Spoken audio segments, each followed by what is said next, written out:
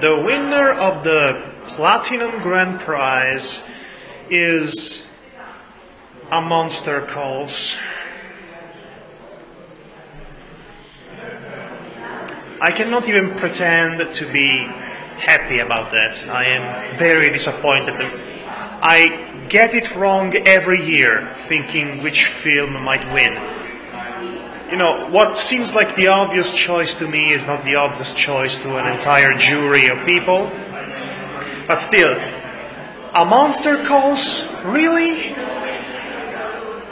Never mind the fact that it stings me a little bit that a mostly live-action film wins at an animation festival, which has never happened before, I think. This is the first time it ever happened. But what bothers me the most is that I think A Monster Calls was not really bad, but it was also the least interesting film of all the 9 films presented in the main competition. Literally the least interesting or least creative, honestly. I mean, films like Where the Birds Go to Fly and In This Corner of the World and Hitler's Folly, they all blow this film out of the park in terms of creativity and interesting visual style and all of that. This is just a really average fantasy film with a nice twist at the end, I think. But I mean, it made me cry one time, but thinking back over it, it's not that great. It's mediocre.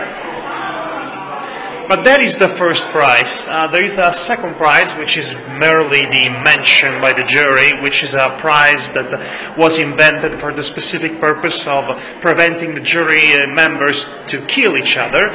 The second prize, if you will, that goes to The Girl Without Hands, which I neglected to vlog about in previous days, but I'll be brief about that. It is essentially the most brutal version of the classic Grimm brothers tale about the girl who gets her hands cut off by her father, and because he made a pact with the devil, and there is a whole story filled with turmoil and tragedy and all of that. It is pretty much that story, the original Grimm brothers story, but the style is very interesting because it has this painting, minimalistic painting quality to it, somewhat in between impressionism and abstractism.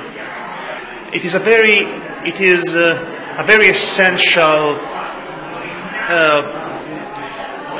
art style, and that's what makes it visually memorable. But other than that, I mean, it's nice.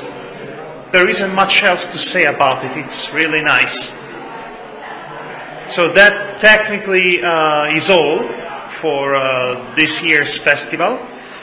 However, I still have a couple of films to watch that are not in the main competition, one of which being the remastered 4K remastered version of a classic Japanese animated film titled Belladonna of Sadness, which was the infamous film that bankrupted Mushi Productions, the production house by Osamu Tezuka back in the 70s.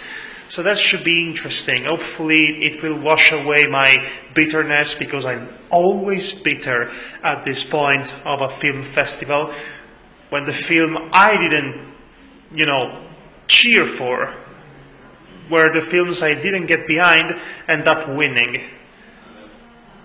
And that happens so often, I'm kind of just sizzled out by the end of the week.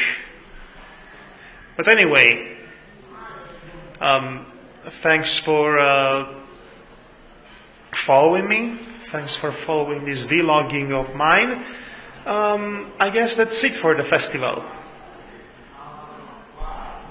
I'm coming back home the day after this one, so hopefully normal activity should resume. But anyway, see you next time.